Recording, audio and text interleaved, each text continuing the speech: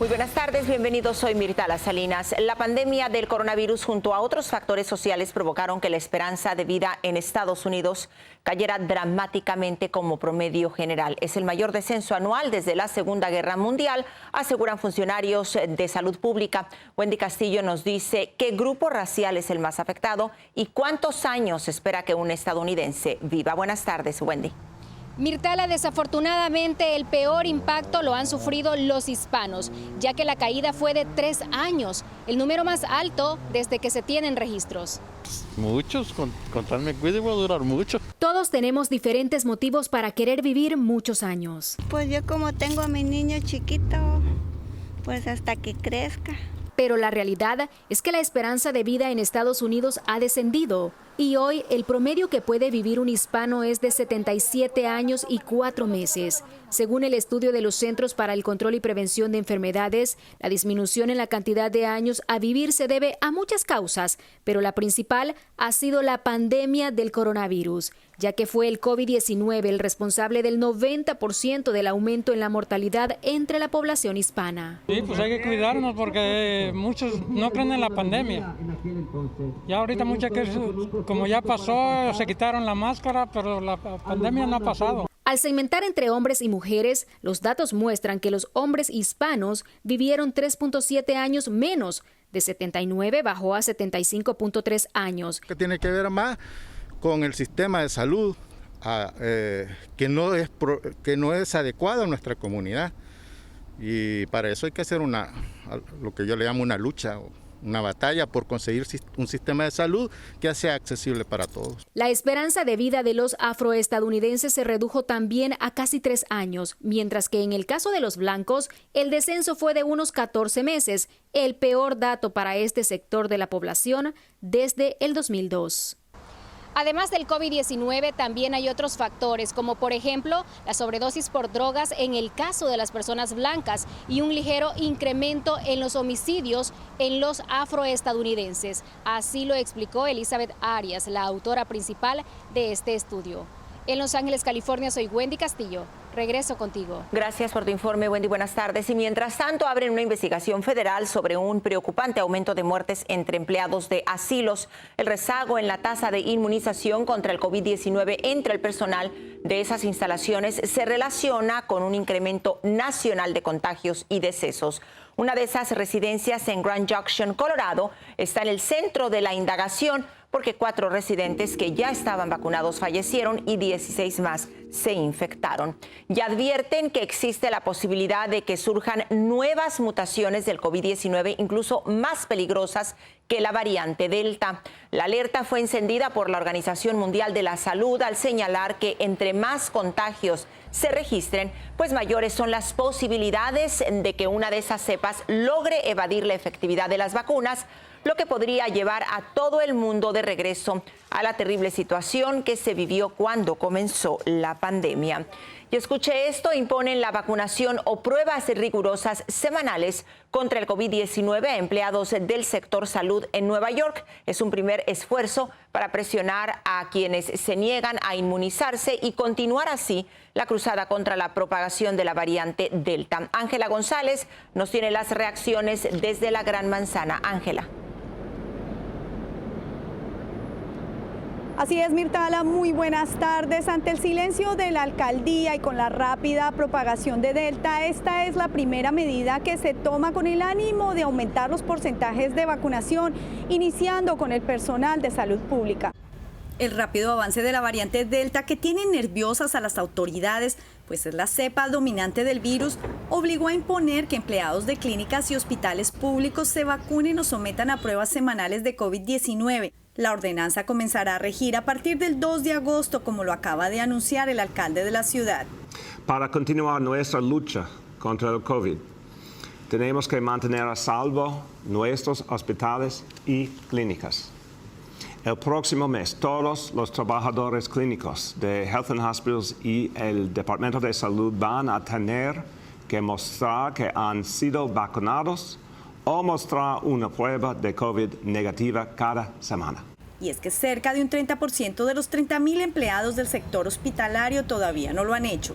usted como empleado de un lugar, por ejemplo, en un hospital público, donde hay tanto movimiento de personas que pueden estar enfermas o no, debe estar cubierto, no solamente por usted, sino también por los enfermos y por los familiares que usted tiene en su casa. Medidas similares se han anunciado en otras partes del país con autoridades frustradas ante la renuncia de muchos a vacunarse y el rápido aumento de casos por Delta. Facultades y universidades también están requiriendo el comprobante de vacunación y empleados con contacto con el público que se sienten expuestos piden que se hagan más esfuerzos. Sí, se necesita la ley. Aunque esté vacunado o no esté vacunado, pues sí se necesita el tapabocas. Mirtala, y pese a este anuncio y el repunte de Delta, el alcalde sigue insistiendo en que no tiene planes de regresar al mandato del uso de la mascarilla, que sigue siendo opcional en la mayoría de espacios interiores. Regreso contigo al estudio. Opcional y tema controversial. Gracias. Buenas tardes. Y los 2 incendios más grandes que arden en el oeste del país siguen creciendo de manera alarmante, provocando desalojos masivos. Víctor Cordero nos amplía la información. Los feroces incendios forestales que arden en los estados de Oregón y California siguen avanzando sin control y han obligado a miles de personas a abandonar todos sus bienes y salir huyendo de sus hogares. En el norte de California, unos 3,5 millones de personas están bajo advertencia de bandera roja por el Dixie Fire en los condados de Plumas y Butte, que hasta el día de hoy cubre una superficie de casi 85,000 hectáreas, 20,000 más de las que había arrasado ayer y apenas está contenido en un 15%. La lucha que libran contra las llamas miles de bomberos es intensa y algunos residentes lo agradecen y ayudan como pueden. Estoy haciendo sándwiches para los bomberos que están peleando contra el incendio y nos mantienen a salvo, dijo Ken Durley, un chef de la zona. Las órdenes de evacuaciones fueron emitidas cerca de la frontera de California con Nevada. Horas antes, la compañía local Pacific Gas and Electric había informado a la Comisión de Servicios Públicos que posiblemente su equipo fue el responsable de provocar el fuego. Mientras tanto, en Oregón, el Bottle Fire, el más grande que arde en todo el país, ha consumido hasta la mañana de hoy un área del tamaño de Rhode Island y así como el de California, su intensidad está creando su propio estado del tiempo, lo que los meteorólogos atribuyen al cambio climático. Víctor Cordero, Noticiero Estrella TV. Ahora escuche esto, los estudiantes de las escuelas públicas ya no necesitan aprender que el Ku Klux Klan y los supremacistas blancos son moralmente equivocados. Tal requerimiento y otros fueron anulados en Texas por una nueva ley que los legisladores republicanos acaban de pasar en ese estado. Los alumnos tampoco van a recibir más clases sobre el discurso Tengo un sueño de Martin Luther King, ni sobre los logros del líder defensor de los campesinos, César Chávez. Nos vamos a la Florida. Ahí otro edificio podría constituir un peligro para sus residentes, por lo que decenas de familias fueron obligadas a abandonar sus departamentos, lo que no fue bien recibido por muchos. Desde North Miami Beach, Freddy Machado nos tiene los detalles. Algunos vecinos no están de acuerdo de la manera como se hizo el desalojo. Piensan que haber salido así de sus departamentos les ha creado todo tipo de inconvenientes en sus vidas. Dicen que es por la seguridad de nosotros. Estoy de acuerdo con eso totalmente. Pero dicen que de enero esto venía con problemas. Y vienen y nos sacan, avisan a las 6 de la tarde y hasta las 12 de la noche había que desocupar esto. ¿Cómo cree que me debo sentir después de dormir 4 días en el carro mío debajo de un puente con mi esposa y mi niña? El malestar del señor Alexander es compartido por muchos de sus vecinos. Ha tenido que pasar por todo tipo de calamidades. Estoy a casa de mi hermana buscando apartamentos que no hay. No hay apartamento en ningún lado. Es duro para mí porque es toda mi familia la que ha sufrido esta consecuencia. Mis 2 hijas, que ya vivían solas aquí, y mi tía, que es propietaria de un departamento. Mi tía tiene ya 77 años. Por el tiempo de construcción y las mismas condiciones del edificio, las rentas eran relativamente módicas. Ahora no consiguen a dónde ir por el mismo precio. Estaba pagando 1.600. Sí, ahora tengo que pagar, estoy mirando 1.800, 2.000, 2.100. Por algo más chiquito que es. Ellas van a tener que rentar otro lugar, entonces estamos tratando de buscar, entonces mientras se pueda tener la esperanza de que o van a arreglar el edificio o que sabemos que es lo que va a hacer, esperar. Lo que más les inquieta a estas 150 familias es que no hay una fecha ni una información clara de cuándo podrán regresar, si es que pueden regresar a sus departamentos, lo que no les permite a muchos poder tomar decisiones. Freddy Machado, Estrella TV. Gracias, Freddy. Y el gobierno de Joe Biden mantendrá la regla sanitaria que impide la llegada de inmigrantes a Estados Unidos. La decisión de que siga en vigor la medida conocida como Título 42 que impulsó el gobierno de Donald Trump se tomó porque se considera que aún no pasa la crisis del COVID-19. Por el mismo motivo, la Casa Blanca anunció que el cierre de la frontera terrestre y marítima con México y Canadá seguirá vigente hasta el 21 de agosto. En tanto, aprueban un acuerdo a favor de más de 60,000 inmigrantes a quienes se les rechazaron sus solicitudes de beneficios por razones humanitarias. El motivo para que se las negaran fue que los inmigrantes escribieron "no aplican" en lugar de las iniciales NA. Un juez federal del norte de California resolvió así una demanda contra el Servicio de Ciudadanía e Inmigración. La querella desafió una política del gobierno de Donald Trump que afectaba específicamente esos beneficios para los sobrevivientes de violencia doméstica. Vamos a un corte y tenemos más al volver.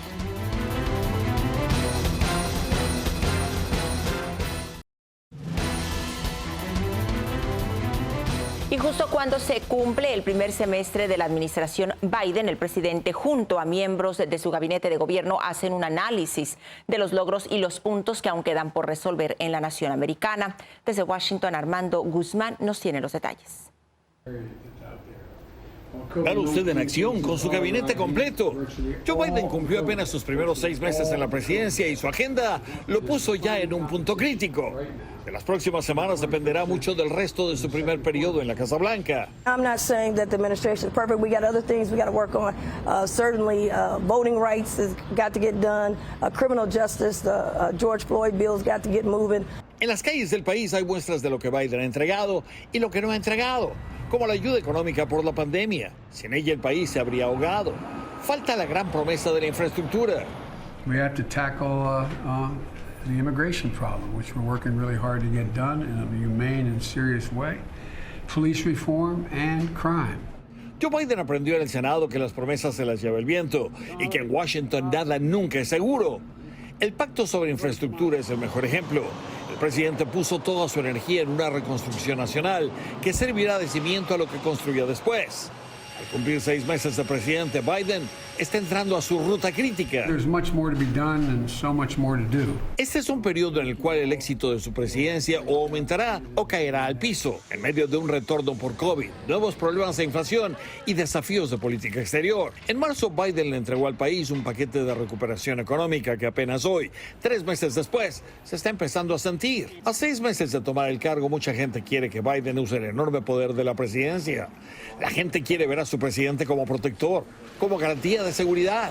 The yeas are 100, the nays are 0. Y vea, por ejemplo, el presidente consiguió unir a los 100 senadores en una sola ley de remedio para las víctimas de crimen. ¿Se da usted cuenta? Y fue este presidente el que concibió toda esta idea de ayudar a las víctimas de crimen y el que unió a este Senado, todo dividido, para que votara unánimemente a favor de esta idea.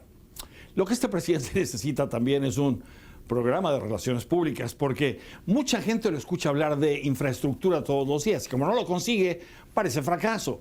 Y recuerde usted que él consiguió que casi el 70% del país se vacunara, pero como se quedó corto, pues entonces parece fracaso, cuando en realidad no lo fue. En Washington, Armando Guzmán, Noticiero Estrella TV. Sin embargo, queda mucho por hacer. Gracias, Armando. Hacemos un corte, volvemos con más.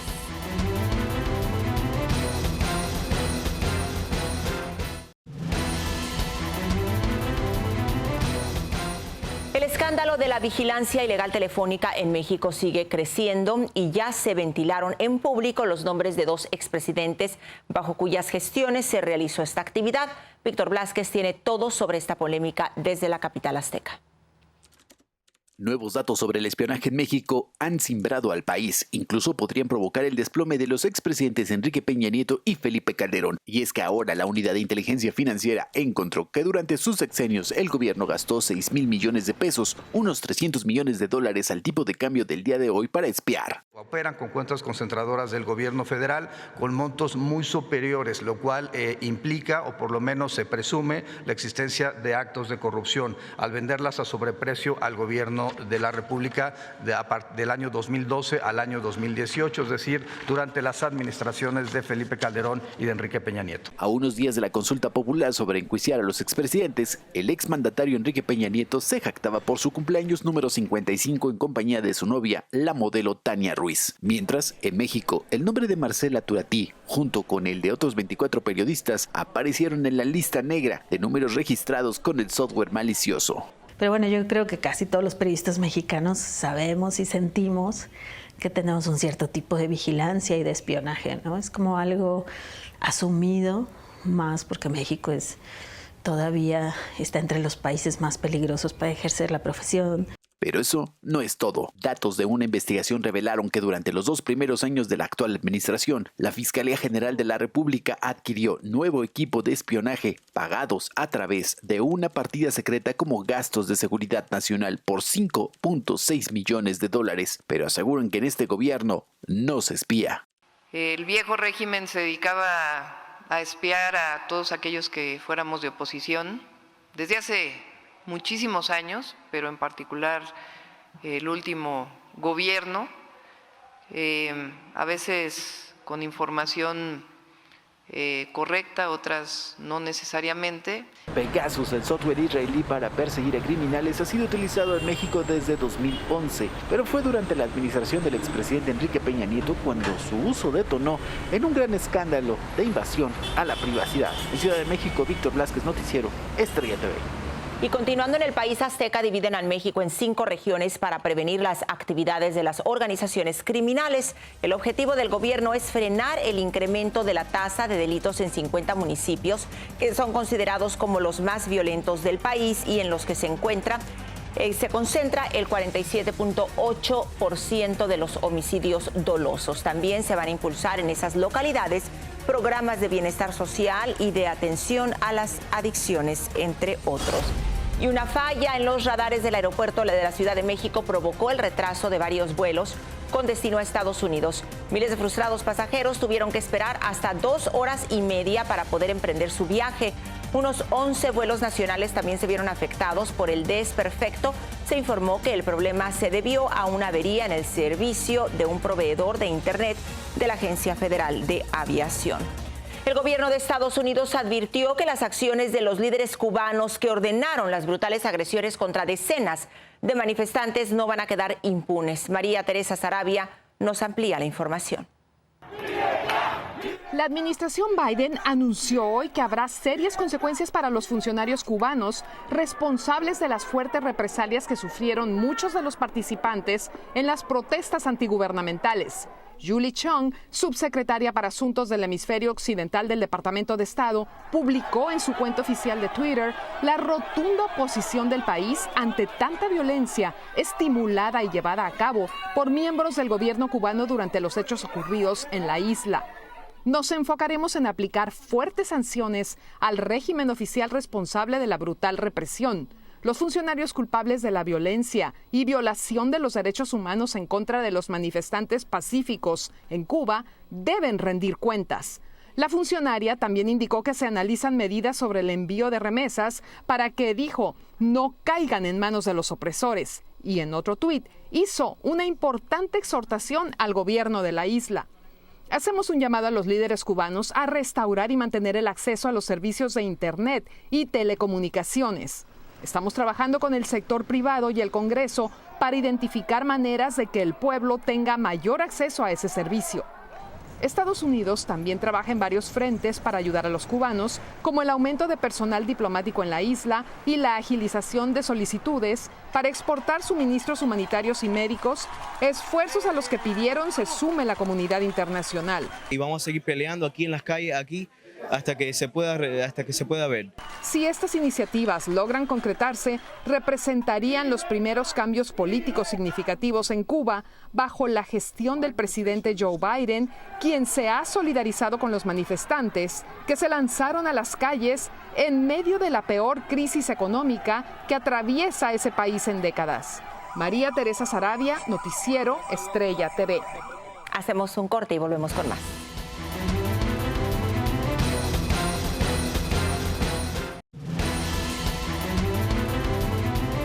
Un hombre se valió de una peligrosa maniobra para abrir una cerveza en un lago de la Florida. Vea, se acostó en el bote, le dio unas palmadas al caimán sobre su boca y cuando el reptil la abrió, rápidamente golpeó la lata en uno de sus colmillos ante el asombro y las risas de sus amigos. Y hoy fue anunciada la nueva sede para la celebración de los Juegos Olímpicos del año 2032.